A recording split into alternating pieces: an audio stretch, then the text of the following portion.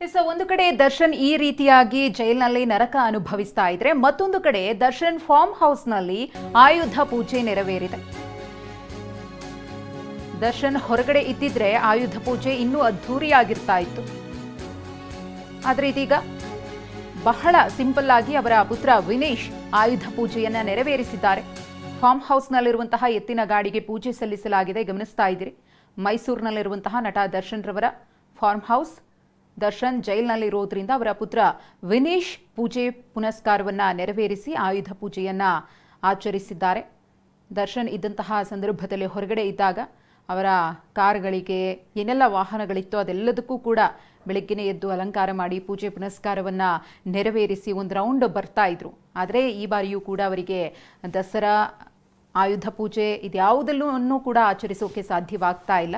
ಹಾಗಾಗಿ ಅವರ ಕುಟುಂಬಸ್ಥರೇ ಸಿಂಪಲ್ ಆಗಿ ಪೂಜೆ ಪುನಸ್ಕಾರ ಏನು ಮಾಡಬೇಕು ಅದೆಲ್ಲವನ್ನ ಕೂಡ ನೆರವೇರಿಸ್ತಾ ಇದ್ದಾರೆ. ದರ್ಶನ್ ರವರ ಫಾರ್ಮ್ ಹೌಸ್ನ ದೃಶ್ಯಗಳನ್ನು ಒಂದು ಕಡೆ ಗಮನಿಸ್ತಾ ಇದ್ದೀರಿ. ಅವರ ಪುತ್ರ ವಿನೀಶ್ ಅವರೇ ಪೂಜೆಗಳನ್ನು ಮಾಡಿದ್ದಾರೆ.